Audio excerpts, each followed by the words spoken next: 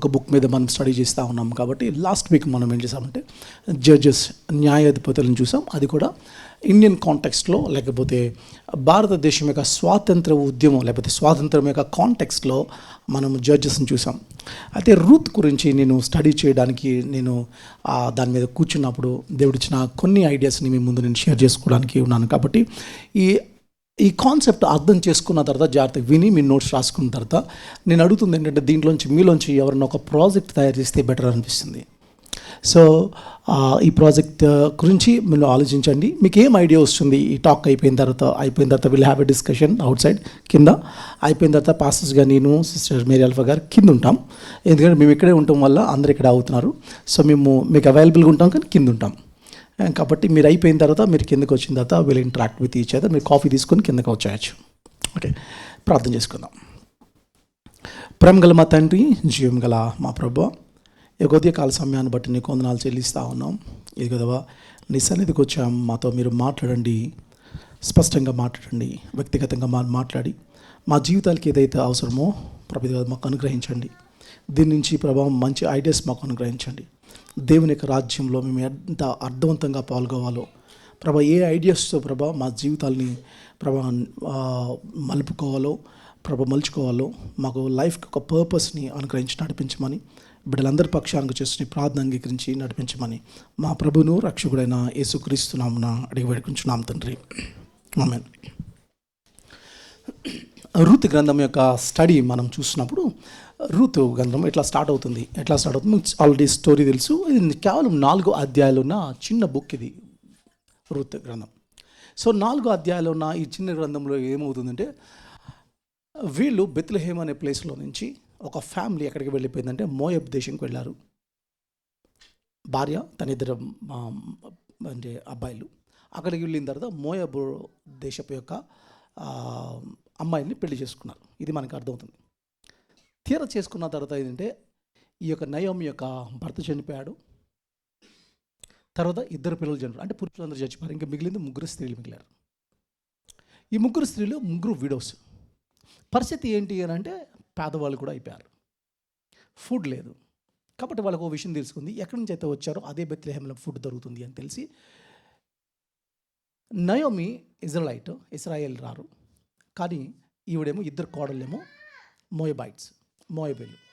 కాబట్టి ఈ మోయాబీలు ఏమైతే ఉన్నారో వీళ్ళని తీసుకుని అక్కడికి వెళితే, దాంట్లో అత్తగారు చెప్పిన మాట ఏంటంటే, మీరు వెళ్ళి ఇంకోళ్ళు పెళ్లి చేసుకోండి అంటే, వీళ్ళు చెప్పిన మాట ఏంటంటే, దాంట్లో రూతు చెప్తుంది, లేదు, నేను మాత్రం నీతోనే వస్తాను, నీ స్థలమే నా స్థలము, నీ దేశమే నా దేశం, నీ దేవుడే నా దేవుడు అనేక మాటలు మనం వింటూ ఉంటాం. కాబట్టి అత్తగారితో ఉండడానికి వచ్చేసింది. తీరా అక్కడికి వెళ్ళిన తర్వాత పరికలు వేరుకోవడానికి, గ్లీనింగ్ అని అంటాం ఇంగ్లీష్లో, పరికలు ఏరడం అనేది గ్లీనింగ్ కోసం వెళ్తుంది. గ్లీనింగ్ కోసం వెళ్తున్నప్పుడు ఒక పొలంలో ఒక ల్యాండ్ లార్డ్ ఉన్నాడు, అతని పేరు బోయజ్. సో బోయజ్తో జరిగిన సంభాషణ ఏంటో మనకు తెలుస్తుంది. లాస్ట్కి బోయజ్తో ఈ యొక్క విడోగా ఉన్న ఒక అమ్మాయికి పెళ్లి జరుగుతుంది. సో అట్లాగా ఈ స్టోరీ మనకి ఎండ్ అవుతుంది. ఇది ఒక ఓవరాల్ వ్యూ. అయితే ఇక్కడ మనం అర్థం చేసుకోవాల్సిందంటే, నేను రూత్ గ్రంథం మీద చూసినప్పుడు నాకు చాలా కాన్సెప్ట్స్ మనకు కనబడ్డాయి. సో పీపీటీ ఆన్ చేస్తారు. రూత్ గ్రంథం చూసినప్పుడు నాకు అర్థమైన కాన్సెప్ట్స్ ఏంటంటే, ఇట్ స్పీక్స్ అబౌట్ ఫ్యామిన్ గురించి మాట్లాడుతుంది. ఏంటంటే కరువు గురించి మాట్లాడుతుంది, ఎకనామిక్ క్రైసిస్ గురించి మాట్లాడుతుంది, మైగ్రేషన్ గురించి మాట్లాడుతుంది, అన్ఎంప్లాయ్మెంట్ గురించి మాట్లాడుతుంది, అగ్రికల్చర్ గురించి, ల్యాండ్ ఓనర్షిప్ గురించి మాట్లాడుతుంది, హార్వెస్టింగ్ గురించి మాట్లాడుతుంది, వేజెస్ గురించి మాట్లాడుతుంది, వర్కర్స్ గురించి మాట్లాడుతుంది రూత్ గ్రంథం. ఎంప్లాయీస్ అండ్ ఎంప్లాయీస్ వాళ్ళ మధ్య ఉన్న ఎలా ఉండాలి, ఫారినర్స్ని ఎలా ట్రీట్ చేయాలి, విడోస్ని ఎట్లా ట్రీట్ చేయాలి, పావర్టీ ఏంటి, జనరాసిటీ ఏంటి, ఎకనామిక్ జస్టిస్ ఏంటి, ఫ్యామిలీ రెస్పాన్సిబిలిటీ ఏంటి, ప్రాపర్టీ అంటే ఏంటి, ఇన్హెరిటెన్స్ అంటే ఏంటి, marriage, community, leadership, reputation, providence and redemption, ఎన్ని కాన్సెప్ట్స్ ఉన్నాయి. ఇప్పుడు ఈ కాన్సెప్ట్స్ నేను 45 minutesలో అవ్వదు. కాబట్టి నేనేం చెప్తున్నాను అని అంటే, దీంట్లోంచి ఒక ఐడియాని మాత్రం తీసుకుని దీన్ని డెవలప్ చేద్దాం. ఆ తర్వాత మనము దీంట్లో డిఫరెంట్ కాన్సెప్ట్స్ ఉన్నాయి. కాబట్టి మీరు ఎవరైనా ముందుకొచ్చి మిగతా దాంట్లో మీరు మైగ్రేషన్ మీద, అన్ఎంప్లాయ్మెంట్ మీద మీరు వర్క్ చేయొచ్చు, మైగ్రేషన్ మీద చేయొచ్చు, ఎకనామిక్ జస్టిస్ గురించి. ఆ కొంత ఎవరికి వదిలేసేయాలంటే, పేదవాళ్ళకి వదిలేసేయండి, విడోస్కి వదిలేసేయండి, మైగ్రేట్ అయిన ప్రజలకు వదిలేసేయండి. లేదా అంటే వల్నరబుల్గా ఉన్న పీపుల్ కోసం, బలహీనులుగా ఉన్న వాళ్ళ కోసం వదిలేసేయండి. ఈ పంట మీరు కోసడం అంటే పూర్తిగా మీరు కోసేయద్దు, కొంత వాళ్ళ కోసం వదిలేసేయండి. ఇది వాళ్ళ యొక్క ఎకనామిక్స్లో యాడ్ అయింది. దేవుడు ఇశ్రాయేల్ యొక్క దేశాన్ని నియమించినప్పుడు వాళ్ళ అగ్రికల్చర్ యొక్క కాన్సెప్ట్లో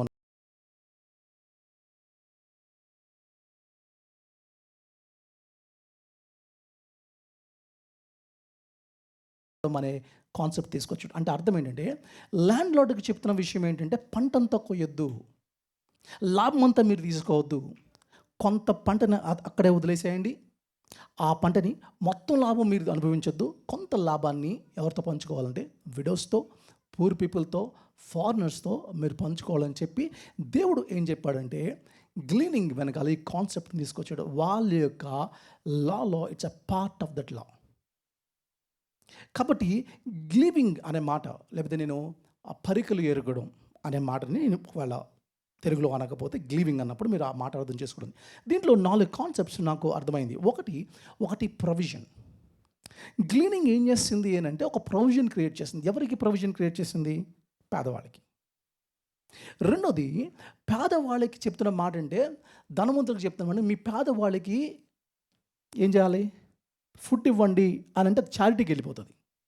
అప్పుడు వాడు ఇప్పుడు చేతులు కట్టుకుని ఉంటాడు. అది కాదు, నువ్వు కష్టపడి పని చేసుకునే పద్ధతిలోనే వాడు వర్క్ చేసుకుని డిగ్నిఫైడ్గా సంపాదించుకోవడం కాన్సెప్ట్ని తీసుకొచ్చాడు. నువ్వు ఫ్రీగా ఇచ్చావు అనుకో, ఏమవుతుంది? చారిటీ వెళ్ళిపోతుంది. అప్పుడు ఏమవుతుందంటే, నీ కింద నా వాడు ఎప్పుడు నీ చేతులు కట్టుకుంటాడు. అట్లా కాదు. ఇప్పుడేమో అవ్వాలంటే, ఈ పేదవాడికి నువ్వు వర్క్ కల్పించాలి. ఆ వర్క్ వాడు హుందాగానే పని చేసుకోవాలి. దేవుడు ఆ వర్క్లో డిగ్నిటీని తీసుకొస్తున్నాడు. గ్లివింగ్ వెనకాల దేవుని యొక్క ఐడియా మీకు చూస్తున్నారు. Dignity is not a charity, dignified work గురించి చూస్తున్నాడు. అంత మాత్రమే కాదు, ఇది హక్కు ఉంటుంది. ఎవరికి? పరికలు వేరుకోవడానికి ఒక ల్యాండ్ లార్డ్కి తన పంటని ఎలా అయితే తీసుకునే హక్కు ఉంటుందో, వాళ్ళలో వదిలేసిన దానికి హక్కు ఎవరికి ఉంటుంది అంటే వీళ్ళకి ఉంటుంది. ఎవరికి? బలహీనులకి ఉంటుంది. కాబట్టి ఇప్పుడు వెళ్ళి పొలం పని చేసుకోవాలి, ఫ్రీగా వచ్చేసేది కాదు. వీళ్ళు పని చేసుకుంటే వస్తుంది. కాబట్టి పని చేయాలి. అర్థమైనా? అంటే యాక్టివ్ పార్టిసిపేషన్ ఉంటుంది. అట్ ది సేమ్ టైం అంటే కమ్యూనిటీ రెస్పాన్సిబిలిటీ కనబడుతుంది. అంటే ల్యాండ్ లార్డ్ ఏం చేస్తాడంటే కమ్యూనిటీ గురించి ఆలోచిస్తున్నాడు. తన ఫ్యామిలీ, తన స్వార్థమే కాకుండా పక్క వాళ్ళ బలహీనతల గురించి కూడా ఆలోచించడం. ఇది గ్లీవింగ్లో ఉన్న కాన్సెప్ట్.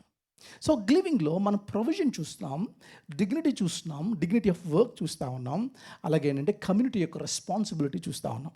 ఇది దేవుడు గ్లీవింగ్ అనే కాన్సెప్ట్లో తీసుకొచ్చిన ఒక ఐడియానిగా మనం చూస్తూ ఉన్నాం. కాబట్టి ఇది ఇండియాలో సేమ్ కాన్సెప్ట్ మనకి ఇండియాలో కూడా కనబడుతుంది.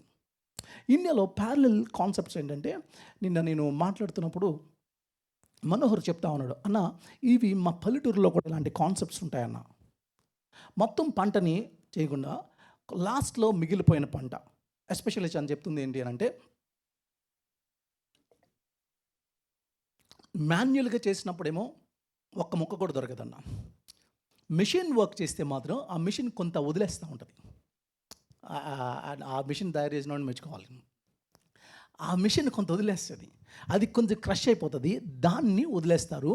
అది ఏం చేస్తారంటే పేదవాళ్ళు వెళ్ళి తెచ్చుకుంటారు. నేను కూడా కొన్నిసార్లు వెళ్ళేవాడిని దాంతోపాటు. అవి మేము చిన్నప్పుడు అమ్ముకునేవాళ్ళం కూడా. సో అని చెప్తా ఉన్నాడు.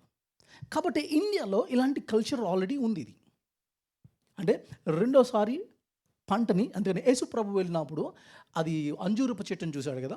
చూసినప్పుడు ఏం జరిగింది అక్కడ? అది పంట కోతకాలం కాదు. కోతకాలం కాని టైంలో ఫ్రూట్ని ఎక్స్పెక్ట్ చేశాడు. ఆ ఫ్రూట్ లేదు అని చెప్పేసి దాన్ని చెప్పించినట్టు కనబడుతుంది. ఈ కాన్సెప్ట్ మీకు అర్థం కాకపోతే ప్రభు తేడాగా బిహేవ్ చేసినట్టు అనిపిస్తుంది. అదేంటనంటే కోతకాలం కాదు అని అంటే ఎవరి కోతకాలం కాదంటే ల్యాండ్ లార్డ్ కాలం కాదు, అది ట్రావెలర్ కాలం. ఆయన ట్రావెల్ చేస్తే వెళ్తున్నాడు. సో ట్రావెలర్కి ఇచ్చే టైంలో యేసు ప్రభు వెళ్ళినప్పుడు అక్కడ ఆ ఫ్రూట్ దొరకలేదు. మొత్తం కోస్తే రెడ్జి వరకు. అంటే సెకండ్ టైం వేసే ఆ కోతకాలం, సెకండ్ టైం పూసే కాలం ఉంటుంది. కొన్ని చెట్లకి రెండోసారి కాస్తాయి. మామిడికాయలు ఫస్ట్ టైం అయిపోతుంది, రెండో పంట అంటారు కదా, అది పేదవాళ్ళకి వదిలేయాలని వాళ్ళ ఎకనామిక్స్లో దేవుడు వాళ్ళ లాలోని ఆ సిస్టమ్ని పెట్టాడు. కాబట్టి సేమ్ లాని మనం ఇండియన్ సిస్టంలోకి అప్లై చేద్దామా అని అంటే అప్లై అవ్వకపోవచ్చు, కానీ ప్రిన్సిపల్ని అప్లై చేయొచ్చు, ఆ సూత్రాన్ని అప్లై చేయొచ్చు. అదే ప్రిన్సిపల్ని మనం తీసుకోవచ్చు. కాబట్టి మనం ఆలోచించవలసింది ఏంటి అని అంటే, ఎవరైతే ఎకనామికల్గా లేదా వీక్గా ఉన్నారో, లేతే ఆర్థికంగా పెద్ద ఉపయోగపడలేని ప్రోడక్ట్ ఏదైతే ఉందో, అది నాకు పెద్ద ఉపయోగపడదు, అది నథింగ్ అనుకున్న నీకు, అది it is something for some people. అది గుర్తుపెట్టుకోండి. మీకు ₹5 మీకు నథింగ్ కదా, కానీ ₹5 ఎవరికో, ఒక దీనుడికి ఒక లైఫ్ ఇస్తుంది. సో గ్లివింగ్ అనే కాన్సెప్ట్లో పక్కోడు గురించి ఆలోచించిన కాన్సెప్ట్ మనకు అర్థమవుతుంది. అందుకని కొన్నిసార్లు మన యొక్క వ్యవసాయంలో లేకపోతే మన దాంట్లో ప్రొడక్ట్, మన ఫ్రిడ్జ్లో కొన్ని స్టోరేజ్ అయిపోయి ఉన్నాయి, అది ఎవరికి ఉపయోగపడదు. నాకు తెలిసిన ఒక ఫ్యామిలీ ఎలాగ చేస్తుంది ఏంటి అంటే, ఆవిడ ఎవరికి పెట్టదు, అది ఫ్రిడ్జ్లోనే పెడుతుంది, అలా కుళ్ళిపోతుంది, ఆవిడకి యువతలకి ఇవ్వడానికి బాధ వస్తుంది, కుళ్ళిపోయి ఉంటుంది. చివరికి వాళ్ళ ఇంటికి వెళితే అందరు ఇచ్చే కంప్లైంట్ అంటే, పులిసిపోయింది, కుళ్ళిపోయింది, మాకు పెడుతుంది. Even that happened with me. నేను ఇంటికి వెళ్తే కూడా ఆవిడ కూడా అదే పెట్టింది. ఆవిడకి మనసు ఉబ్బదు. సో ఇలాంటి కాన్సెప్ట్స్ ఏంటి అని అంటే, దేవుడు చెప్తా ఉన్నాడు, నువ్వు చివరి వరకు తీసుకోవద్దు, నువ్వు తినవు, పక్కడికి పెట్టవు, ఏంటది, అది లైఫ్ అది. సో గ్లివింగ్ అనే కాన్సెప్ట్లో మనకి అర్థందే, it's the heart of the matter. Heart గురించి చూపిస్తూ ఉంది. అందుకని గ్లివింగ్ అనే కాన్సెప్ట్ ఇంకో కాన్సెప్ట్ కూడా చెప్తుంది. అదేంటంటే ఛాలెంజింగ్ ద మ్యాక్సిమం. నెక్స్ట్ ఒక్కసారి ఛాలెంజింగ్ ద మ్యాక్సిమం ప్రాఫిట్ని ఛాలెంజ్ చేస్తుంది గ్లివింగ్ అనే కాన్సెప్ట్. ఎందుకు అనంటే, ఈ భూమి నుంచి నేను సంపాదించేది ఏదైతే ఉందో, భూమి నుంచి నేను ఏదైతే సంపాదించేది ఉందో, నన్ను ఒక్కసారి నాకు ల్యాప్టాప్ అని ఇచ్చేసేయండి. నేను పూర్తిగా దాని ఫలాన్ని ఎలా పొందగలను అనే కాన్సెప్ట్లో నుంచి ఇతరుల కోసం నేను ఏమి వదిలేయగలను అనే ఆశ మనలో పుట్టించడమే గ్లివింగ్ యొక్క కాన్సెప్ట్. పూర్తిగా నా శాలరీని ఎలా తినేస్తాను అనే దానికంటే, నా శాలరీలో ఎంత మిగిల్చి పక్కోడికి పెట్టాలి అనే ఐడియా గ్లీనింగ్ అనే కాన్సెప్ట్లో దేవుడు పెట్టాడు. ఇక్కడ కూర్చొని మనందరం ఆలోచించవలసిందంటే, అంటే మీ శాలరీ మీ పర్సనల్ నీడ్స్ని మీట్ అవుతుందా, లేకపోతే పక్క వాళ్ళకి ఇబ్బందుల్లో కూడా మీట్ అవుతుందా, అది కూడా ఉందా? మనం టైత్ దగ్గర ఆగిపోయాం. డాక్టర్ రాజ్కుమార్ గారు లాస్ట్ టైం మనతో మాట్లాడితే ఇలా అన్నారు, ఏదంటే టైత్ ఇచ్చిన వాళ్ళకి 10% of your sins are forgiven అన్నాడు ఆయన. గుర్తుందా? You remember that? దేవుడు నిజంగా టైత్ ఇచ్చిన వాళ్ళకి 10% of the sins are forgiven అన్నాడు అనుకోండి, ఏమవుతుంది? సో మనం ఇంకా ఎక్కడ ఆగిపోయామంటే, ఇక్కడ ఆగిపోయాం, టైత్ దగ్గర ఆగిపోయాం. ఇది మీరు ఆలోచించాలి. దానికి మించి దేవుని వాక్యం చెప్తుంది ఏంటంటే, దానికి మించింది నీ యొక్క పొరుగు వాడి గురించి. లాలో టైత్కి దానికి మించి మాట్లాడుతున్న కాన్సెప్ట్స్ ఇవన్నీ. పక్క వాళ్ళు ఉన్నారా అనే కాన్సెప్ట్ మీరు ఆలోచించండి. ఫార్మర్కి చెప్తున్న మాట ఏంటంటే, the theology of limits. Economics గురించి మాట్లాడదు. లిమిట్స్ ఉన్నాయి. దేవుడు అన్ని రోజులు వర్క్ చేయమలేదు. 6 రోజులు పనిచేసి ఈ రోజు పని చేయదు. అన్నీ తినండి, ఇది తినొద్దు. కాన్సెప్ట్స్ పెడుతున్నాడు, లిమిట్స్ పెడుతున్నాడు. అలాగే మీరు పంట కోయండి, మొత్తం కోసేయదు, ఆపేసేయండి కొంతవరకు. అంటే దేవుడు ఏం చేస్తాడంటే లిమిట్స్ పెడుతున్నాడు. ఆ కాన్సెప్ట్ మనకు అర్థం అవ్వాలి. అందుకనంటే లిమిట్స్ అనేది నాకు అర్థమైతే అప్పుడు ఏమవుతుందంటే, ఫార్మర్ ఎట్లా అంటాడంటే, నాకు లీగల్గా ప్రతిదీ రైట్ ఉన్నదని నీకు అధికారం ఉంది, నువ్వు పంట పండించావు, కానీ దేవుడు పెట్టిన లా ఏంటంటే దాంట్లో కొంత వదిలేయాలి, సమస్తం నీది అనడానికి లేదు, నాకు సంబంధించినంతా నాదే అనుకోవడానికి లేదు. అలాంటి ధనవంతుడు ఇలా అన్నాడు, అదేంటంటే నా ప్రాణమా తిను తాగు సుఖించు, అనేక సంవత్సరాలకి కావాల్సిన ధనాన్ని సమకూర్చుకున్నాడు. అంటే వచ్చినప్పుడు వాడు మిర్రర్లో కూర్చుని ఒక రిహార్సల్స్ వేసుకుంటున్నాడు. ఇలాగే అనుకుంటున్నాడు, ఏమనంటే పెద్ద వచ్చేసిందంట, పంట వచ్చేసిందంట, ఏం చేద్దాం ఇంత పంటతో అని అనుకున్నాడు. ఏం చేద్దాం, ఆల్రెడీ ఉన్న గొడౌన్స్ని పడగొట్టేసి పెద్ద గొడౌన్స్ని కడదాం అని ఏం చేస్తున్నాడనంటే, వాడి గురించి ఆలోచన, నా ప్రాణమా తిను త్రాగు, అయితే నేనేమి చెప్పుకుందును అని వాడే చెప్పుకోండి, నేను ఏమి చెప్పుకుందా, అయితే నేను ఇట్లా అనుకుందును అన్న దాంట్లో నేను నా ఆ కాన్సెప్ట్సే ఉన్న టైంలో క్లోజింగ్లో ఇట్లా ఉంది. అదేంటంటే అప్పుడున్న మాట ఏంటంటే దేవుడు అంటమాట, వెర్రివాడ ఈ రాత్రికి నీ ప్రాణము అడుగుచున్నారు, పక్కోడు అడుగుతున్నాడంట. ప్రభు ఈడే తింటాడు, ఎవరికి పెట్టడు. వీడికి అసలు గ్లీవింగ్ కాన్సెప్టే లేదు వీడికి. వాడెంతసేపు వాడొక్క శాలరీ వాడు మాత్రమే తింటాడు, ఎవరికి పెట్టే అనుభవం లేదు. కాబట్టి వీడిని తీసేసుకో, ఎవడి వల్ల ఉపయోగం లేదు వీడి వల్ల. సో మేబీ నీ గురించి నా గురించి దేవుడు అలాంటి అదేంటి మన గురించి మన నైబర్స్ అలాంటి ప్రార్థన చేస్తున్నారేమో గుర్తుపెట్టుకోండి. మన ఎంతసేపు మన ఇన్కమ్ని మన పిల్లల చుట్టూ, వాళ్ళ ఫీజెస్ చుట్టూ, లేకపోతే మన గురించే తిరుగుతున్నాయి. మన పొరుగు వాడిని, పక్కవాడిని, మనకు రక్త సంబంధికి, ఎందుకు దేవుని వాక్యం నీ రక్త సంబంధికి ముఖం తెప్పొద్దు కదా. ఇబ్బందిలో ఉన్న వాళ్ళకి మనం ఫీజు కట్టడం కానీ లేకపోతే కల్పించడం కానీ, ఇవన్నీ ఏంటంటే ఇట్స్ కమ్స్ అండర్ గ్లీవింగ్. ఇది దేవుడు ఇచ్చిన సిస్టమ్ అన్న సంగతి చెప్పాలి. అందుకనంటే బిబిలికల్ ప్రాస్పారిటీకి దేవుడు ప్రాస్పారిటీ గాస్పల్ తప్పు అని ఎందుకని అంటామంటే, ప్రాస్పారిటీ గాస్పల్ దానికి యాక్చువల్గా ఇది రైట్ కాన్సెప్టే, ప్రాస్పారిటీ గాస్పల్. కానీ ఎక్కడ తప్పు అవుతుంది అంటే, ప్రాస్పారిటీ నువ్వు ఎదిగేదే కాదు, దానికి లిమిట్స్ పెట్టాడు. నీకంటూ లిమిట్స్ పెట్టుకొని దాని నుంచి నువ్వు అభివృద్ధి చెందుతూ అనేక మందికి ఎంప్లాయ్మెంట్ని క్రియేట్ చేయాలి. అందుకని ఓనర్షిప్ రైట్ని క్రియేట్ చేస్తే, స్టీవర్డ్షిప్ అంటే రెస్పాన్సిబిలిటీని క్రియేట్ చేస్తుంది. కాబట్టి గ్లీవింగ్ అనేది ఓనర్షిప్ గురించి మాట్లాడట్లేదు, అదేం చేస్తుందంటే రెస్పాన్సిబిలిటీ గురించి మాట్లాడుతూ ఉంది. Next slide. కాబట్టి గ్లీవింగ్ అండ్ ఇండియన్ ఫార్మర్స్ యొక్క సిస్టమ్ని చూస్తున్నప్పుడు మనకేం అర్థమవుతుందంటే, నీకు నథింగ్ అనుకున్న దాంట్లో, నీకు వేస్ట్ ప్రోడక్ట్ అనుకున్న దానికి కూడా వాల్యూ ఉంది. అది నీకు వేస్ట్ ఏమో కానీ పక్కోడికి అదొక పొటెన్షియల్ వాల్యూ ఉన్నదని సంగతి గుర్తుపెట్టుకోండి. నీకు వేస్ట్ అయిపోయిన షర్ట్, నీకు పొట్టయిపోయిన షర్ట్, లేదా నీకు నథింగ్ అనుకున్న కాన్సెప్ట్ పక్కోడికి ఇట్ ఈస్ సంథింగ్. అది డిగ్నిటీని, సేఫ్టీని తీసుకొస్తుంది అనే సంగతి మనం ఆలోచించాలి. అందుకని హార్వెస్ట్ అనే కాన్సెప్ట్ అంటే సెపరేట్ చేసి, షేర్ చేసి, లేదా వేస్ట్ చేయడం అనే కాన్సెప్ట్లోంచి మనం ఏం చేస్తుంటే, హార్వెస్ట్ చేసి సెల్ ఎవ్రీథింగ్ అనే కాన్సెప్ట్లో నుంచి, అది కాదు దేవుడు పెట్టిన సిస్టమ్. నీవు సంపాదిస్తున్న దాంట్లోంచి నువ్వు ఎలా చేయాలంటే, నువ్వు ఇన్వెస్ట్ చేయాలి, మొత్తం అంతా ఖర్చు పెట్టకుండా కొంత పక్కకు తీయవలసిన బాధ్యత ఉంది. అది పక్కవాడి గురించి ఆలోచించి ఉండాలి. సో గ్లీవింగ్ అండ్ ఇండియన్ ఫార్మర్స్ గురించి మీరు ఒక్కసారి ఆలోచించడానికి మీరు ప్రయత్నించండి. నేను లాస్ట్ టైం మధు వాళ్ళ తమ్ముడితో మాట్లాడుతున్నప్పుడు, మధు మీకు తెలుసో లేదో, ఆ టైంలో మనకి ఎందుకంటే ఫార్మర్ ఫ్యామిలీ నుంచి వచ్చాడు. మధు ల్యాండ్ లార్డ్, మర్చిపోయాను. సో మధు కొన్ని ఎకరాలు ఉన్నాయి. So Madhu last time farmer family నుంచి వచ్చాడు కాబట్టి తను now he's into IT. So ఇక్కడ ఇంకొక ఛాలెంజ్ ఉంది. మనకి అమెరికన్ ప్రెసిడెంట్ ఇండియా విజిట్ చేసినప్పుడు, మామ వచ్చినప్పుడు, India is an agricultural land అని ఆయన మెన్షన్ చేశాడు. సో ఇండియన్స్ని అగ్రికల్చర్ మీద ఫోకస్ చేయండి, కానీ మీ ఇండియన్స్ అందరూ ఐటీ మీద ఫోకస్ చేస్తున్నారు అని ఆయన చెప్పాడు, స్టేట్మెంట్ ఇచ్చాడు ఒబామా వచ్చినప్పుడు. సో మధు ఏం చేశాడు అని అంటే, కింగ్డమ్ అనే కాన్సెప్ట్ని అర్థం చేసుకున్న తర్వాత ఫుడ్ని రిడీమ్ చేయాలనే కాన్సెప్ట్తో ఆర్గానిక్ పంటని పండించడం స్టార్ట్ చేశాడు.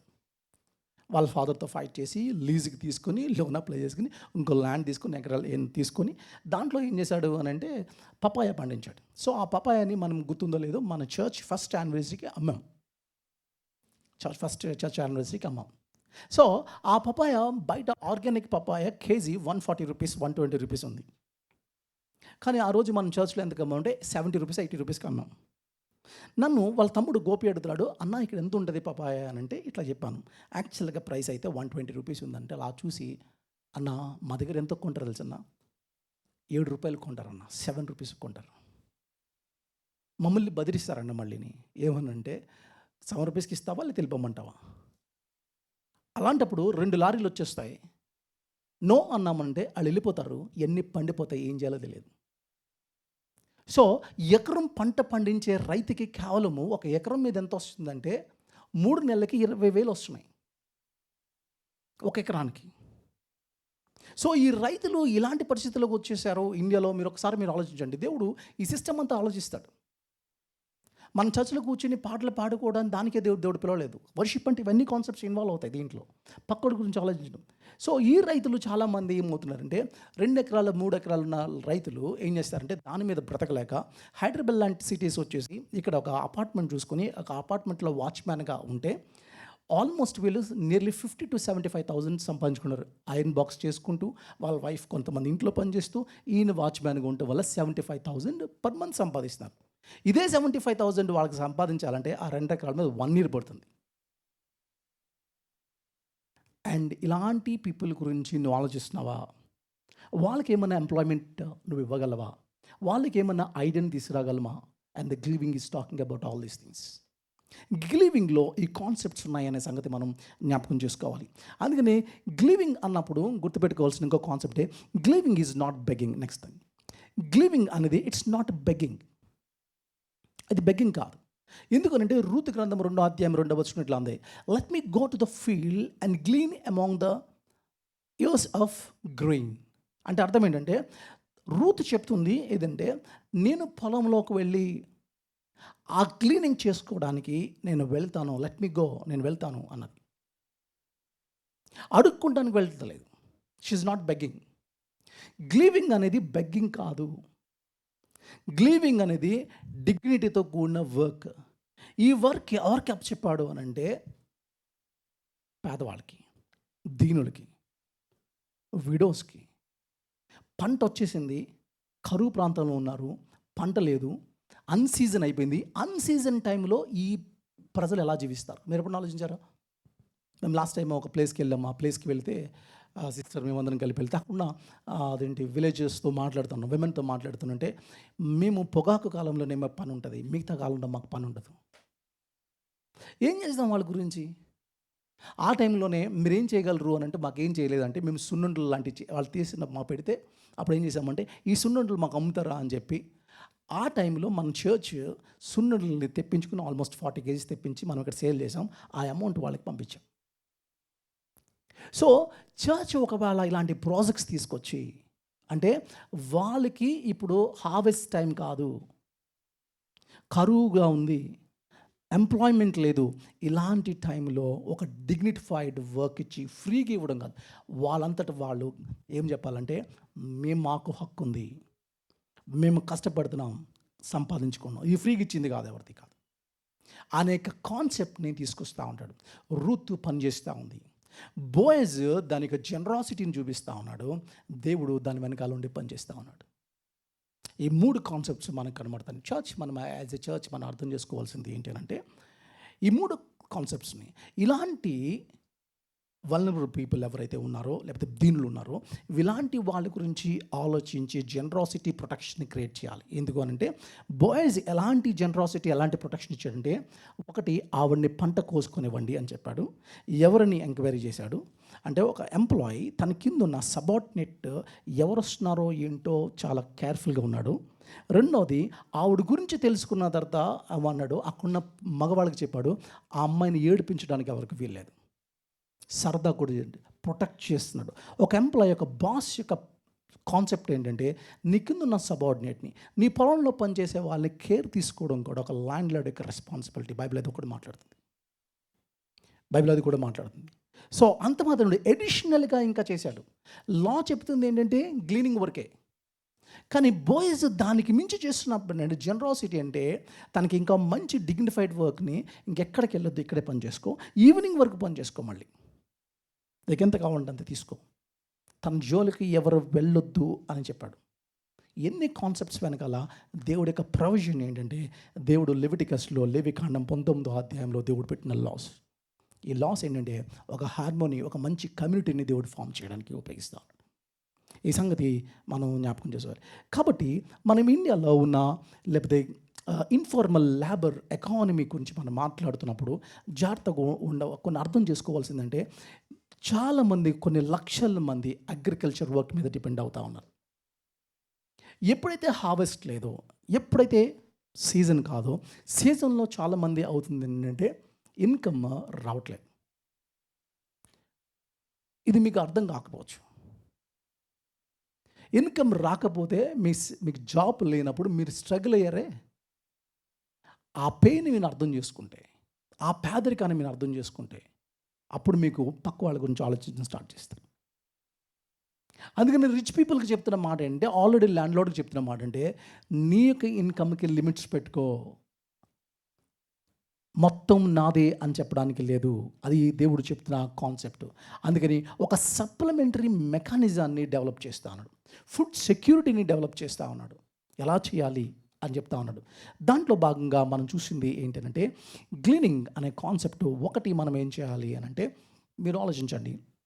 ఒకటి అదేంటంటే ఫార్మర్స్ నుంచి వేస్ట్ అయిన ప్రోడక్ట్ ఏదైనా ఉంటే కుళ్ళిపోతుంది 2 రోజుల్లో కుళ్ళిపోతుంది అంటే బయట తీసుకురావచ్చు. ఫర్ ఎగ్జాంపుల్ నేను శామ్యుల్ బాబా అంకుల్ యొక్క డిపార్ట్మెంట్ స్టోర్ ఉంది రాజమండ్రిలో. సో డిపార్ట్మెంట్ స్టోర్ ఆయన యూఎస్ఏలో వచ్చినప్పటికీ అక్కడ కొంచెం ఏదో తేడా జరిగింది. ఆ డిపార్ట్మెంట్ స్టోర్ క్లోజ్ చేశారు. సో క్లోజ్ చేస్తే అది క్లోజ్ చేసి ఆల్మోస్ట్ 6 months అయిపోయింది. నేను అంకుల్కి చెప్పాను, అంకుల్ దాంట్లో చాలా వరకు వేస్ట్ అయ్యేలాగా ఉంది, నేను ఓపెన్ చేసి మీ షాప్ చూస్తానని నేను వెళ్ళి షాప్ చూస్తే అది ఇంకో 1 monthలో ప్రోడక్ట్ అంతా దానిక అదేంటంటే ఎక్స్పైరీ డేట్కి వచ్చేసింది ఇంకో 1 monthలో. సో నేనేమన్నా అంకుల్ ఈ ప్రోడక్ట్ 1 monthలో ఎక్స్పైరీ డేట్కి వస్తుంది కాబట్టి can we use the product, ఈ ప్రోడక్ట్ని మనం బయటికి ఇవ్వద్దాం ఆ పిల్లలకి. I said yes. సో ఆ ప్రోడక్ట్ అంతా తీసుకున్నాం. ఈవెన్ జోషి, నేను, కొంతమంది వెళ్ళాం అక్కడ జాన్ మోస్ గారు అంతే. మొత్తం ఆ ప్రోడక్ట్ అంతా తీసుకొని ఇలాగ షాప్స్లో ఎక్స్పైరీ డేట్కి దగ్గరికి వచ్చేసిన వాడిని యూ కెన్ కలెక్ట్. అది నీడ్లో ఉన్న వాళ్ళకి ఇవ్వడం ఇట్స్ ఎ గ్లీవింగ్ ప్రాజెక్ట్ అవుతుంది. అలాగే రెస్టారెంట్లో ఆర్డర్ చేసి ఫెయిల్ అయినవి ఉంటాయి. అది పడేసే కంటే దానికి ఒక మెకానిజం ఒక సిస్టమ్ని డెవలప్ చేయాలి. ఫుడ్ బ్యాంక్ కాన్సెప్ట్ని డెవలప్ చేయాలి. అలాగ ఒక సిస్టమ్ని మీరు డెవలప్ ఈవెన్ చర్చెస్లో కూడా, మన చర్చెస్లో కూడా, విత్ ఇన్ ద చర్చెస్లో మన దగ్గర ఉన్న ప్రొడక్ట్స్ చాలా మంది ఉంటాయి. ఆ ప్రొడక్ట్స్ మనం ఉపయోగించాం, అవన్నీ స్టోర్ రూమ్లో ఉంటాయి, మిద్దెల మీద ఉంటాయి. ఆ బిందె ఎవరికి ఉపయోగపడదు, మీరు ఉపయోగించేవారు పక్కడికి ఎవరు. ఏమంటే ఆ బిందె ఎనగాల ఏంటంటే మీ తాతగారిదో ఎవరిదో ఉంటుంది, ఆయనకు ఉపయోగపడ్డది అంతే. అది పక్క వాళ్ళకు ఉపయోగపడలేని ప్రోడక్ట్ నీ దగ్గర ఉండిపోయింది. Be careful. అందుకని చెప్తాను, గ్లీవింగ్ మైండ్ సెట్ని డెవలప్ చేసుకోవాలి, గ్లీవింగ్ మెంటాలిటీని డెవలప్ చేసుకోవాలి క్రిస్టియన్స్. ఇది నాది కాదు, నేను సంపాదిస్తాను ప్రతిదీ నాది కాదు. సో నేను వేస్ట్ అనుకున్నది ఎవరికో అది సస్టైన్ చేయడానికి ఉపయోగపడుతుంది అనే సంగతి మనం అర్థం చేసుకోవాలి. కాబట్టి దీని వెనకాల ఉన్న థియాలజీ ఏంటంటే ఇశ్రాయేల్ యొక్క థియాలజీలో లేవికాండము 25వ అధ్యాయంలో చెప్తా ఉన్నాడు. ఏమంటే ఎందుకు చెప్తున్నాడంటే ఈ పంట ఏదైతే ఉందో, ఈ భూమి ఉందో, ఆ భూమి సర్వము దేవుడిది కదా. Land belongs to God. భూమి ఎవరిది? దేవుడిది. ఇప్పుడు నువ్వేమంటావు అంటే నాకు 10 ఎకరాలు ఉన్నాయన్నారు అనుకోండి, 10 acres ఉన్నాయి. ఎవరి దగ్గర కొన్నావు? పలానా వాళ్ళ దగ్గర కొన్నావు. వాళ్ళు ఎక్కడ కొన్నావు? వాళ్ళ దగ్గర కొన్నావు. ఎవరు ఆక్రమించారు ఇంతకుముందు? ఎవరిచ్చారు భూమి? దేవుడు ఇచ్చాడు. ఆయన వచ్చినప్పుడు ఏమంటాడంటే నువ్వు ఎవరు కొనేసుకోవడానికి, నేనాది, నీకు ఎవరు అమ్మారు? నేను అమ్మానా? నేను అమ్మలే.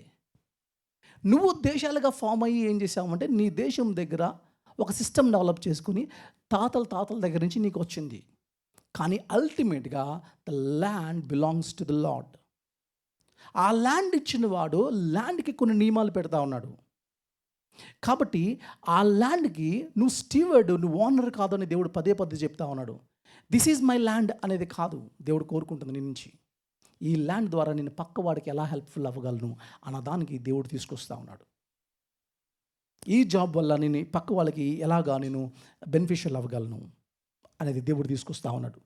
అందుకని గ్లీనింగ్ అనే కాన్సెప్ట్ వెనకాల ఉన్నదంటే డిగ్నిటీని చూపిస్తుంది. It's a dignity of a poor. అదన్నా. సో ఒక రకంగా ఏం మాట్లాడుతుందంటే దేవుడు ఇచ్చిన కమాండ్ ఏంటంటే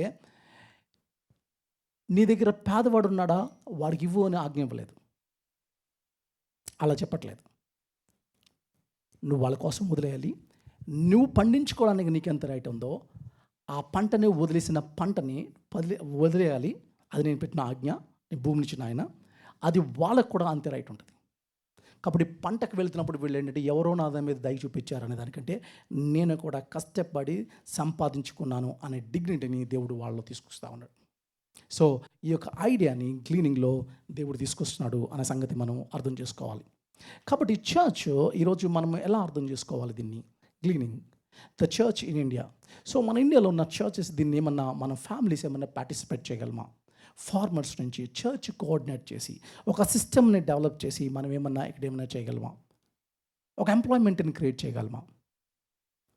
సో దీని మీద మీరు ఒక ప్రాజెక్ట్ కానీ చేయగలిగితే ఒక ఐడియా, రూత్ గ్రంథం నుంచి ఒక ఐడియాతో మనం నుంచి బయటకు వెళ్ళొచ్చు.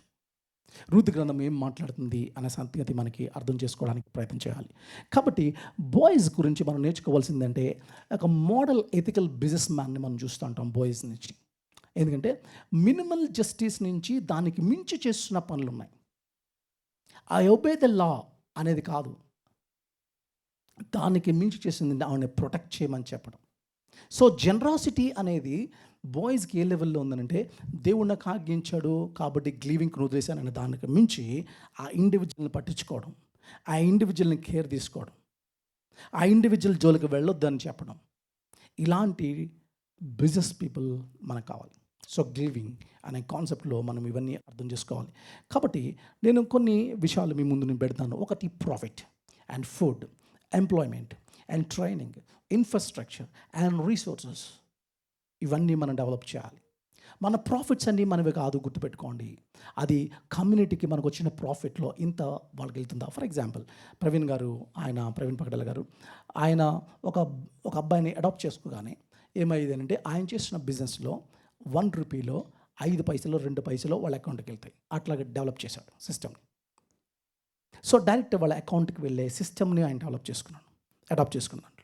సో మీ ప్రాఫిట్లో ఇంత రేషియో పక్కోళ్ళకి వెళ్తుంది అనేది ఏమన్నా మీ యొక్క ప్లాన్లో ఉందా? ఇది గమనించాలి. దేవుడు అడుగుతున్నాడు.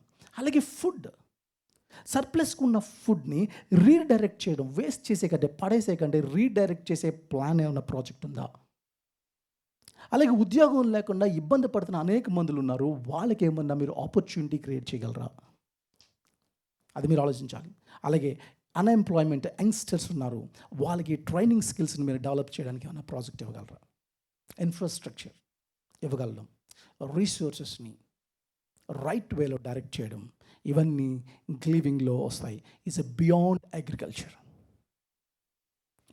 అగ్రికల్చర్ మీరు చేయవలసిన పనులు దేవుడు దీనికోసం చూస్తూ ఉన్నాడు.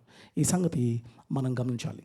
కాబట్టి ఒకటి మనము ఆలోచించవలసిన కాన్సెప్ట్ ఏంటి అని అంటే, గ్లీవింగ్ అనే ఎన్వైర్న్మెంట్ అంటే అర్థం ఏంటి? ఎందుకు ఎన్వైర్న్మెంట్ అని అన్నానంటే, గ్లీవింగ్లో ఇంకొక కాన్సెప్ట్ ఉంది. అదంటే దీంట్లో ఎన్వైర్న్మెంట్ని కొంచెం కాన్సెప్ట్ ఉంది. ఎలా అంటారా, దేవుడిచ్చిన సృష్టి అంటే gleaning encourages not to treat creations unlimited resources అని అనుకోవడానికి వీల్లేదు. దానికి సరిహద్దులు పెట్టాడు. నువ్వు ఎక్కడ వరకు ఉపయోగించాలి, రిసీవ్ చేసుకో, యూస్ చేయి, షేర్ చేయి, రెస్టోర్ చేయి, అందుకని వాడుకొని వదిలేయడం కాదు. నువ్వు ఖచ్చితంగా రిసీవ్ చేసుకోవాలి, నేచర్ నుంచి యూస్ చేసుకోవాలి, అలాగే షేర్ చేయాలి, అలాగే రెస్టోర్ చేయాలి. ఒక డిఫారెస్ట్రేషన్ అయిపోతుందా, ఒక మొక్కను తీసుకొని ఒక మంచం తయారు చేసుకోవాలా, కాట్ ఫర్నిచర్ తయారు చేసుకుంటావు. అది తీసినప్పుడు ఇంకో 2 మొక్కలు నాటడం, రెస్టోర్ చేయడం అనే ప్లాన్ కూడా దీని వెనకాల ఉండాలి అనే సంగతి. ఎందుకనంటే అగ్రికల్చర్ ల్యాండ్ గురించి లెవిటికస్ 19th చాప్టర్లో రెస్పాన్సిబిలిటీ గురించి మాట్లాడతాడు. అగ్రికల్చర్ని యొక్క రెస్పాన్సిబిలిటీ గురించి, సాయిల్ గురించి మాట్లాడతాడు. మీరు ఎట్లా ఉపయోగించాలి నిధుల్ని అన్న సంగతిని కూడా చెప్తా ఉంటాడు. అందుకని 3 విషయాలు ఇక్కడ మాట్లాడతాడు, గ్లీవింగ్ అండ్ జూబ్లీ. సో గ్లీవింగ్ అన్న దాంట్లో ఒకటి కనబడుతుంది. ఒకటి ఇమ్మీడియట్గా నీడ్స్ మీట్ అవుతుంది, వాళ్ళు ఇబ్బందులు ఉన్నారు, ఇమ్మీడియట్గా నీడ్స్ మీట్ అవుతుంది. సాబత్ ఇయర్ అంటే మీరు 6 సంవత్సరాలు పనిచేసి 7వ సంవత్సరం పండించకూడదు, వదిలేసేయాలి అనే కాన్సెప్ట్ ఏం చేస్తుంది? వ్యవసాయ పద్ధతిని, రుణాన్ని పరిష్కరిస్తుంది. మరి జూబ్లీ ఇయర్ అంటే 50th ఇయర్ ఏం చేస్తుంది? 50th ఇయర్ ఏం చేస్తుందంటే భూమి అంతా, ఎర్త్ అంతా ఒక రకంగా చెప్పాలంటే రెస్టోరేషన్కి ప్రిపేర్ చేస్తూ ఉన్నాడు. ఎవ్రీ 49 ఇయర్స్ అయిపోయిన తర్వాత 50th ఇయర్ మీ ఆస్తులు మీకు బ్యాక్ వచ్చేస్తాయి, మీ యొక్క ల్యాండ్స్ మీకు వచ్చేస్తాయి. దాని హితవత్సరం అన్నాడు, ద ఇయర్ ఆఫ్ జూబ్లీ. అది ప్రకటించడానికి యేసుప్రభు ఈ లోకానికి వచ్చాడు. అందుకని ఆయన అన్న మాట అంటే, దీనులకు సువార్త, చెరసాల్లో ఉన్నవాడికి విడుదల, హితవత్సరం పలకడానికి నేను వచ్చాను అంటే అర్థం ఏంటంటే, అదంటే గ్లీవింగ్ అనేది చిన్న ఐడియాతో స్టార్ట్ అయ్యి అది ఎంతవరకు తీసుకొస్తుందంటే పేదరికాన్ని నిర్మూలన చేసే కాన్సెప్ట్ తీసుకొచ్చి అందరికీ ఈక్వల్గా ల్యాండ్ని ప్రకటించే సిస్టమ్కి దేవుడు డెవలప్ చేస్తూ ఉన్నాడు. అది దేవుడు తీసుకొస్తున్న పద్ధతి. అందుకని డీపెస్ట్ ప్రిన్సిపల్ ఏంటంటే ల్యాండ్ అనేది దేవుడిచ్చింది అనే సంగతి మనం గమనించాలి. Human are stewards. అందుకని poor must not be forgotten. Stewards అనే సంగతి మనం జ్ఞాపకం చేసుకోవాలి. ప్రాఫిట్కి మారల్ బౌండరీస్ ఉన్నాయనేది జ్ఞాపకం చేసుకోవాలి. అంత మాత్రమే కాదు, అదేంటంటే నీ పొరుగువాడిని ప్రేమించాలి అన్నప్పుడు ఏమంటే గ్లీవింగ్ వల్ల, నా అవతలకి హెల్ప్ చేయడం వల్ల నా పొరుగువాడిని ప్రేమించడం అనే కాన్సెప్ట్ నాకు అర్థమవుతుంది. కాబట్టి నేను ఒక ప్రశ్న మిమ్మల్ని వేసి నేను క్లోజ్ చేస్తున్నాను. అదేంటంటే, can you leave some behind? మీరు వదలగలరా? మీరు వదలగలరా? కొన్నిటిని వదిలేయగలమా? ఏం వదిలేయచ్చు? సో దీని వెనకాల ముఖ్య ఉద్దేశం నేను తెలుగులో కూడా కొంతమందికి అన్నంటే, అది కూడా నేను పీపీటీలో అది కూడా పెట్టాను.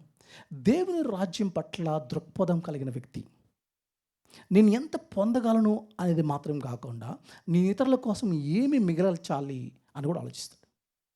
నాకు ఎంత వస్తుంది అనేది కాదు, ఇతరుల కోసం నేను ఎంత వదిలేసుకోగలను, లీవ్ సమ్ బిహైండ్. ఈ థాట్ తీసుకెళ్దామా? బయటికి వెళ్ళే ముందు ఏం చేద్దాం? దీంట్లో దేవుడు లిమిట్స్ పెట్టాడు. Don't harvest everything. ప్రతిదీ చివరి వరకు, ఎడ్జెస్ వరకు మీరు చేయొద్దు. చివరి వరకు చేసేయద్దు. కొంత ఉపయోగించండి, కంపాషన్ చూపించండి. బలహీనుడి ఎట్లా ఆ వదిలేసింది కొంత, ఆ భాగం చివరి వరకు మీరు ఉపయోగించద్దు. 100 రూపాయలకి 100 రూపాయలు ఖర్చు పెట్టద్దు. ఒక 80 రూపీస్ 90 రూపీస్ పెట్టుకోండి. ఒక 10 రూపీస్ వాళ్ళ కోసం చూడండి. బలహీనం పెట్టుకోండి. వాళ్ళకి డెస్పరేట్లీ దేర్ ఇన్ నీడ్. నీకు 10 రూపీస్ నథింగ్, వాళ్ళకి సంథింగ్. దాని గురించి గుర్తుపట్టండి. పార్టిసిపేషన్. సో డిగ్నిటీని వాళ్ళని చంపకుండా వాళ్ళకి మీరు ఇచ్చే డబ్బులు కూడా ఎట్లా ఇవ్వాలి అని అంటే హుందాగా ఇవ్వాలి. నువ్వు వాళ్ళ పని చేసినప్పుడు నువ్వు ఇస్తున్నట్టే ఉండాలి తప్ప నువ్వు ఫ్రీగా ఇస్తున్నట్టు చేయకూడదు. అప్పుడు ఫ్రీగా ఇస్తే ఏముండంటే వాడు ఎప్పటి నుంచి చేతులు కట్టుకుని ఉంటాడు. అలా ఉంచడానికి దేవుడు నువ్వు ఉపయోగించుకోలేదు. వాళ్ళ డిగ్నిటీ వాళ్ళకి ఇవ్వాలి. అట్ ది సేమ్ టైం వాళ్ళు చేసిన ప్రతి దానికి నువ్వు అవకాశం కల్పించి వాళ్ళకి ఇవ్వాలి. నీకు ఫర్ ఎగ్జాంపుల్ నేను చెప్తాను. అదేంటంటే, ఎవరు సిస్టర్ శాంతలత గారు ఉన్నారు. శాంతలత గారు వాళ్ళ అబ్బాయి హీ స్టేయింగ్ ఇన్ యుఎస్. మనకి ఎవరంటే ఐశ్వర్య వాళ్ళ తమ్ముడు, వాళ్ళ అన్న ఉన్నాడు కదా, ఆశిష్ ఉన్నాడు. ఆశిష్ కిమ్ బాస్ వాళ్ళ అబ్బాయి అనమాట. వాళ్ళ అబ్బాయి ఒక కొత్త సిస్టమ్ని డెవలప్ చేశాడు. ఆ కొత్త సిస్టమ్ డెవలప్ చేసాను తను. He's doing his PhD in US. వాళ్ళ అబ్బాయి చేస్తున్నాడు కాబట్టి యూఎస్లో తను చాలా క్రియేటివ్గా ఆలోచిస్తాడు. అబ్బాయి మొన్న ఆశిష్ నాతో షేర్ చేసుకుంటున్నాడు. నేను చాలా షాక్ అయ్యాను. సో మరి మన చర్చలోనే మనకు తెలియకుండా ఇంత మూమెంట్స్ సిస్టర్ ద్వారా ఒక అబ్బాయి జాబ్ తెచ్చుకొని చేస్తా ఉన్నాడు. సో ఈ సిస్టర్ రికమెండ్ చేశారు ఆశిష్కి. చెప్తే వాళ్ళ అబ్బాయితో మాట్లాడితే వాళ్ళ అబ్బాయి చేసింది ఏంటంటే, యూఎస్లో కూర్చొని కొత్త ప్రాజెక్ట్ తీసుకొచ్చారు. యూఎస్కి ఎవరైనా కొత్తగా వచ్చినప్పుడు బ్యాంక్ అకౌంట్ కావాలి, అంటే ఏం చేయాలి, లేదా ఆస్ట్రేలియా కానీ వెళ్ళినప్పుడు బ్యాంక్ కావాలి, రూమ్ కావాలి, టెలిఫోన్ నెంబర్ కావాలి. ఇవన్నీ సాధించుకోవడానికి చాలా కష్టపడవలసి వస్తుంది. వీళ్ళు ముందుగానే తను చేసిన ఒక సిస్టంలో అప్లికేషన్ చేస్తే ఇవన్నీ మీరు ఎయిర్పోర్ట్లో దిగ్గానే ఇవన్నీ రెడీగా ఉంటాయి, క్యాబ్తో సహా. అది డెవలప్ చేసి దానికి ఈ అబ్బాయిని చేయమనంటే ఆశిష్ దానికి వెబ్ డిజైనింగ్ అంతా చేశాడు. ఇదంతా అయిపోయిన తర్వాత చెప్తా ఉన్నాడు. ఇప్పుడు తను పిహెచ్డీకి వెళ్ళాడు, దీని మీద ఫోకస్ చేయడం తగ్గించాడు. కాబట్టి హీస్ థింకింగ్ అబౌట్ ఆశిష్. నేను సడన్గా మానే అని అనలేను కాబట్టి నువ్వు జాబ్ ట్రై చేసి వచ్చే వరకు ఈ లోపల నేనైతే నీకు శాలరీ ఇస్తాను. This is the living idea. ఒక బాస్ తీసేయచ్చు. అట్లా కాకుండా దాని వెనకాల చేస్తుంది ఏంటంటే, నీకు జాబ్ వచ్చే లోపల నేనైతే నీకు శాలరీ ఇస్తాను, ఇంకో జాబ్ వెతుకో, ఎందుకంటే నేను పిహెచ్డీ చేస్తాను. సో ఈ లోపల పరిస్థితి ఏంటి అలా వదిలేస్తే? సో ఐడియాని డెవలప్ చేయడం, లీవ్ సంథింగ్ బిహైండ్. నేను అడుగుతున్నాను మిమ్మల్ని, ఒకటి, మన ఫార్మింగ్లోంచి కొంత వదిలేయగలమా?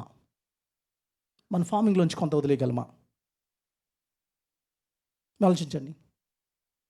అలాగే మన బిజినెస్లోంచి ఆపర్చునిటీస్ క్రియేట్ చేయగలమా? మన హౌసెస్లోంచి వేస్ట్ అయిన ఫుడ్ని ఎవరికైనా ఇవ్వగలమా? అది కూడా మంచిగా కలిపేసి ఇచ్చేసి తినేమో అట్లా కాదు. దాని ఒక ఆపర్చునిటీ, అది ఎట్లాగా మీరు ఇవ్వాలంటే పక్క వాళ్ళకి సేల్ చేయాలి, తక్కువ సేల్ చేసి, లేదా డిగ్నిఫైడ్గా వాళ్ళు తెచ్చుకునేటట్టు మీరు ఒక సిస్టమ్ని డెవలప్ చేయగలరా? ఓవర్ లుక్ చేసిన దాన్ని మీరు పక్క వాడి గురించి ఓవర్లుక్ అనుకున్న వాళ్ళని పట్టించుకోగలరా? చర్చ్ ఈ డిగ్నిటీ సిస్టమ్ని కానీ డెవలప్ చేస్తే రూతు గ్రంథం ఏంటో మనకు అర్థం. ఏదో రూతు గ్రంథంలో చదువుకుని వెళ్ళిపోతాం. కాబట్టి నేను కొన్ని ప్రశ్నలు మిమ్మల్ని వేస్తున్నాను. అదేంటంటే, can you leave something behind? కొంత వదిలేయగలరా? మొత్తం పట్టిపోతారా? Think about this. క్లోజ్ చేస్తున్నాను. బీసీసీ, నా సర్టిఫికేట్లో బీసీసీ అన్నది, మీ సర్టిఫికేట్ కొంతమంది బీసీసీలో ఉంటుంది. అంటే అది ఆంధ్ర క్రిస్టియన్. బీసీసీకి రిజర్వేషన్ 1%. మీరు మంచిగానే ఉన్నారు, మంచిగానే సంపాదిస్తున్నారు. ఇప్పుడు ఆ రిజర్వేషన్కి అవసరమా? యూ కెన్ ఎఫర్ట్ కదా, మీ పిల్లల్ని మీరు చదివించగలరు కదా. ఆ రిజర్వేషన్ నువ్వు వదిలేస్తే పక్కడికి వస్తుందేమో కదా. Can you leave it? Can you develop that mentality? Giving మెంటాలిటీని డెవలప్ చేసుకోగలరా? బీసీసీలో 1% రిజర్వేషన్ ఉంది. 1% రిజర్వేషన్లో చాలామంది డాక్టర్స్ పిల్లలకి ఎంబీబీఎస్ సీట్ వచ్చింది, ఇంక్లూడింగ్ డాక్టర్ రాజ్ కుమార్ గారు అమ్మాయికి కూడా సీట్ వచ్చింది. అయితే ఇంకో డాక్టరు ఆ సీట్ వచ్చిన తర్వాత థ్యాంక్స్ గివింగ్ ప్రేయర్ పెట్టుకున్నప్పుడు డాక్టర్ రాజ్ కుమార్ గారు ఆ డాక్టర్ని వాళ్ళ ఫ్రెండ్ని తిట్టాడు. నీ కూతురు నువ్వు చదివించుకోగలవు కదా, అది కూడా ఎందుకు ఉపయోగించేసుకోవాలి? చదివించుకోవాలి. చదువులోనోడికి కదా, అది పేదవాడికి కదా ఇచ్చింది రిజర్వేషన్. నువ్వు చదివికి ఒప్పుకుంది కదా. ఆయనతో ఫైట్ చేసి వీళ్ళ అమ్మాయికి రిజర్వేషన్ వచ్చిన సీట్ని కట్టకుండా ఈయన పే చేసి అది వదిలేయడం వల్ల ఇంకో పేదవాళ్ళకి సీట్ వచ్చింది. Can you leave something? వదలగలరా? Can you leave your reservations? Already మీరు ఒక మంచి పోస్టులో ఉన్నారు, చేయగలరా? మీ పిల్లలకి మంచిది ఇవ్వగలరు కదా, చదివించగలరా? కదా. ఓపెన్ కేటగిరీలో మన పిల్లల్ని ఎగ్జామ్ రాయించుకోవచ్చు కదా. రిజర్వేషన్ కోసం ఎందుకు పగలడాలి? నీకు ఎంత కొంత డబ్బులు ఉన్నాయి, అవతల వాడికి లైటే లేదు, అవతల వాడికి పనే లేదు, అవతల వాడికి కనీసం తినడానికి తిండి లేదు. నువ్వు నో అంటం వల్ల అవతల వాడికి మిగులుతుంది కదా. ఇది అర్థం చేసుకోండి. రెస్టారెంట్కి మీరు వెళ్తున్నారు, can you come up with this idea? నేను ఆలోచిస్తున్నప్పుడు నాకు ఐడియా వచ్చింది. మీరు రెస్టారెంట్కి వెళ్ళినప్పుడు చేసినప్పుడు ప్రతిసారి ఇక్కడ కూర్చున్న వాళ్ళందరూ రెస్టారెంట్కి వెళ్ళే అనుభవాలు ఉన్నాయి. మీరు రెస్టారెంట్కి వెళ్తున్నప్పుడు బిల్ చేస్తున్నారు కదా, ఓ 2000, 3000 చేస్తున్నారు. కాబట్టి నేనేమంటున్నానంటే, మీరు రెస్టారెంట్కి వెళ్తున్నప్పుడు మీరు చేసే పనులు ఏమైతే ఉన్నాయో బిల్ చేస్తున్నారు 2000లో, క్యాన్ యూ థింక్ అబౌట్ పేదవాడి గురించి ఆలోచించి 5% పక్క పెట్టగలరా? Can you leave 5%? 1000కి 50 రూపీస్. కష్టమా మీకు? కష్టమా? Is it big challenge? Tithe అడగట్లేదు. 5% ఆఫ్ యువర్ బిల్. మీరు బిల్ చేసిన ప్రతిసారి 5% మీరు వచ్చిన దాన్ని తీసుకొని ప్రత్యేకంగా పెట్టండి. మేబీ మనం ఇక్కడ కావాలంటే ఒక ఫండ్లా పెడతాం చర్చ్లో. అది తీసుకొచ్చి ఎవ్రీ మంత్ ఇక్కడ పెట్టండి. ఎందుకంటే ఎవ్రీ మంత్ ఎంతోమంది ఎవరో ఒకరు కనబడుతూ ఉన్నారు, ఎక్కడో కనబడుతూ ఉన్నారు.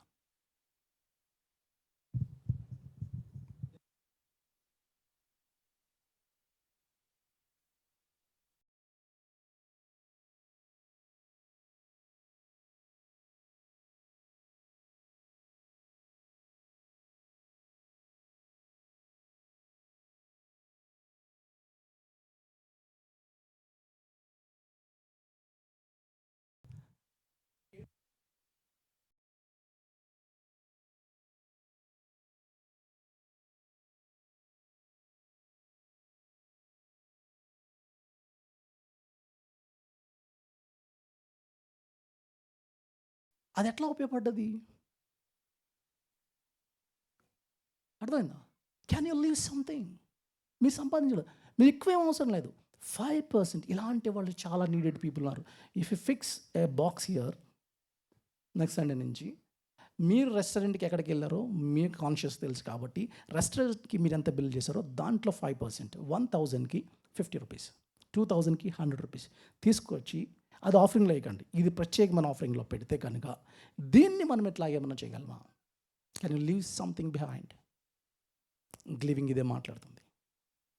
అందుకని ధనవంతుడికి సమృద్ధిగా ఉన్నప్పుడు ఇలా అంటున్నాడు, అయితే ఏమి చేద్దాను? ఇంత ధనం వచ్చేసింది, ఏం చేద్దాం? ఎన్ని షర్ట్లు వచ్చినాయి, ఏం చేద్దాం? అయితే నాతో ఇలా చెప్పుకుంటాను, ఏం చేద్దామంటే నాకు అయిపోయిన బట్టలన్నీ తెలిపి ఓ పిల్లో కవర్ చేసుకుని పిల్లో చేసుకుందును. రైట్? నో గ్లివింగ్, నో గ్లివింగ్, అంతే కదా. నాకు అవసరం లేని వస్తువులు కూడా స్టోర్ రూమ్లో పెట్టుకుని ఉంచుకుంటాను. No gleaning. Come up with the idea. Ruth గ్రంథం మాట్లాడుతుంది, చాలా కాన్సెప్ట్స్ మాట్లాడుతుంది. బట్ నన్ను ఆకర్షించిన కాన్సెప్ట్ అంటే గ్లివింగ్ ఈజ్ ఎ గాడ్స్ ఐడియా. అది ఎకనామిక్స్లో, వాళ్ళకి ఇజ్రాయెల్ యొక్క ఎకనామిక్స్లో ఈ ఐడియాని తీసుకొచ్చి పెట్టేశాడు దేవుడు. ఈ లాని పెట్టేశాడు. మీరు ఫ్రీగా ఇవ్వడం అనేది అదేనంటే కాదు. దానికి మించి అవతలలో డిగ్నిఫైడ్గా వర్క్ చేసి మీరు వదిలిన దానికి వదిలి లాంటి సిస్టమ్ని డెవలప్ చేశాడు. ఆ సిస్టమ్ని మన చర్చ్ యాజ్ ఎ క్రిస్టియన్, మన కమ్యూనిటీ మనం దాన్ని డెవలప్ చేయాలి. So last time sister alpha గారు, పాస్టర్ ఆల్ఫా గారు యొక్క ఇంట్లో ఇల్లు కన్స్ట్రక్షన్ అదంతా దాన్ని చేస్తున్నప్పుడు వేజెస్ ఇస్తున్నప్పుడు పురుషులకి 750 రూపీస్, విమెన్కి ఏమో 650 అలా ఇస్తున్నారు. ఆవిడ మాత్రం ఫైట్ చేసింది. అది ఎట్లా కుదురుతుంది? నేనంటే అదంతేనండి. ఎందుకు అబ్బాయిలు చేసేది ఏంటంటే తాపి పని అంటారు. తాపి పని అంటే మేస్త్రి అంటారు. మేస్త్రి ఇలా చెప్తాడు, ఇలా చేస్తాడు. అది వచ్చిన తర్వాత తీసుకొచ్చి ఇలా కొట్టి క్లీన్ చేస్తాడు. కింద నుంచి పై వరకు ఇసుకని తీసుకొచ్చేది ఎవరంటే పాపం ఉమెన్, వీళ్ళు లేబర్స్. వీళ్ళకేమో 650. Just because she born as a women 650 rupees. Just because is born as a man 750 rupees. పని ఎక్కువ ఎవరిదంటే విమెన్ది. మళ్ళీ ఎక్కడ అది జరుగుతుంది? సిస్టమ్. సో ఆవిడ తీసుకొచ్చిన కాన్సెప్ట్ ఏంటంటే ఆ సిస్టమ్ని సరి చేయాలని ఇద్దరికి సమానంగా ఇచ్చింది ఆవిడ. 750. అది ప్రపంచానికి ఏమనిపిస్తుంది అంటే ఈజ్ ఎ ఫుల్ అనిపిస్తారు. ఏమనంటే క్రిస్టియన్ ఐడియా ఫూలిష్గా అనిపిస్తుంది. కానీ క్రిస్టియన్ ఐడియా పేదవాడిని పట్టించుకునేది. నీ కింగ్ సాత్వికులు పట్టించుకుంటాడు, దీనులు పట్టించుకుంటాడు, దుఃఖపడే వాళ్ళని పట్టించుకుంటాడు. అలాంటి వాళ్ళది దేవుని రాజ్యం. అదే కదా ఆయన మాట్లాడింది. అందుకని దీనులకి సువార్త, దీనులైన బిడ్డలకి సువార్త. ఎవరైతే బలహీనులు అని అనుకున్నామో, విడోస్ అని అనుకున్నామో, ఇంకా చెప్పాలంటే చివరికి అల్టిమేట్ కాన్సెప్ట్ ఏంటి అని అంటే ఇక్కడ ఇంకో కాన్సెప్ట్ దాగుంది. అదేంటంటే దేవుడు ఇచ్చిన ఒక సిస్టంలో ఒక కాన్సెప్ట్ మనకి కనబడుతుంది. అదేంటంటే దేవుడు తన యొక్క బిగ్ విజన్ని తీసుకొచ్చాడు. అదేంటి అని అంటే గ్లీవింగ్ అనే కాన్సెప్ట్తో, అనే ఐడియాతో ఒక అమ్మాయి జాబ్ సంపాదించుకొని ఆవిడ దేవుని యొక్క రాజ్యంలో పార్ట్ అయిపోయింది. ఎలా అంటారా? ఈ అమ్మాయి మోయబైట్. మోయబైట్ ఎవరు అంటే ఎవరు? మోయబైట్స్ ఎవరు? లోతు తన యొక్క పిల్లలతో పాపం చేశాడే, తన కూతురుతో. దానివల్ల వచ్చిన సంతానం మోయబైట్. వీళ్ళు శపింపబడిన వాళ్ళలోంచి మోయబైట్ బయటకు వచ్చి ఈ క్లీనింగ్ సిస్టంలో ద్వారా దేవుని యొక్క రాజ్యంలోకి ఎంటర్ అయ్యి తిను దావీదుకి నానమ్మయింది కదా. ఆ దావీదు కుమారుడిగా వచ్చిన వాడు యేసుప్రభు మెస్సయాకి పునాది వేసింది ఒక నానమ్మ. ఎవరంటే ఈవిడ. నువ్వు వీక్ అని అన్నవా, వల్నరబుల్ అన్నవా, ఫారినర్ అన్నవా, జెంటైల్ అన్నవా, దేవుడు దాన్ని ఒప్పుకోలేదు. జడ్జెస్లో కూడా ఒక వేశ్య ఉంటుంది, ఆవిడ పేరేంటి? రహాబ్ గురించి కూడా ఆవిడ చేసిన ఫెయిత్తో దేవుడు ఏం చేశాడంటే ఆయన లిస్ట్ తీసుకొచ్చినప్పుడు ఆవిడ పేరు పెట్టేశాడు. మీరు ఎంతమంది ధైర్యంగా ముందుకు వచ్చి అలా చెప్పగలరు? మనం చెప్తాం, ఏం చెప్తాం సార్? సార్ మా మేనత్ ఉంది కదండి, మేనత్ యొక్క మామగారు యొక్క వైఫ్ ఉంది కదండి, వైఫ్ యొక్క అన్నయ్యే మా రేవంత్ రెడ్డి గారు. నువ్వు ఎంత కలుపుతావు అంటే ఆయన మావోడని చెప్పుకోవడానికి ఇంత చుట్టం తీసుకుని వెళ్తావు కదా అని చెప్తా ఉంటాం. అలా కాకుండా మీరు ఇలా చెప్పగలరా? మొన్న జైల్లో ఉన్నాడు కదండి అతను, మా మేనత్త అని కలుపుకుంటూ చెప్తావా? సిగ్గుపడతావు. ఆ రేపిస్ట్, ఆ వ్యభిచారం ఉంది అని చెప్పుకోగలరా? మా నాన్నమ్మ వాళ్ళ అమ్మమ్మ అని చెప్పగలరా? ప్రభు చెప్పుకోవడానికి రెడీగా ఉన్నాడు. అదే మత్తయి వార్తలో అలా జియాలజీ తీసుకొచ్చాడు. ఇలాంటి వీక్ పీపుల్, సిస్టర్ స్టార్టింగ్లో ఉపయోగించిన మాట అది, వీక్ అండ్ వనరబుల్ పీపుల్ అని చెప్పుకున్న పీపుల్ని ఉపయోగించుకునే దేవుడు తన రాజ్యాన్ని కడతాడు. చివరికి బాలులు చేసినతో ఆయన ఏం చేస్తాడట, సింహాసనం కట్టుకుంటాడట. చిన్న పిల్లల యొక్క స్థుతుల ద్వారా ఆయనక సింహాసాన్ని కట్టుకుంటాడు. నువ్వు వీక్ అన్నావా, పూర్ అన్నావా, ఇలా అన్నావా, ఇలాంటి కాన్సెప్ట్స్ అని తను ఒక రిస్టోర్ చేస్తాడు. సో గివింగ్ అనే యాటిట్యూడ్ని, గివింగ్ అనే కల్చర్ని మీకు అవసరం లేదా? అది మీకు అవసరం లేనప్పుడు అది పక్కోళ్ళు ఇవ్వడానికి ప్రయత్నం చేయండి. అలా ఉండలాగా నా దేవుడు ఈ మాటలను దీవించును గాక.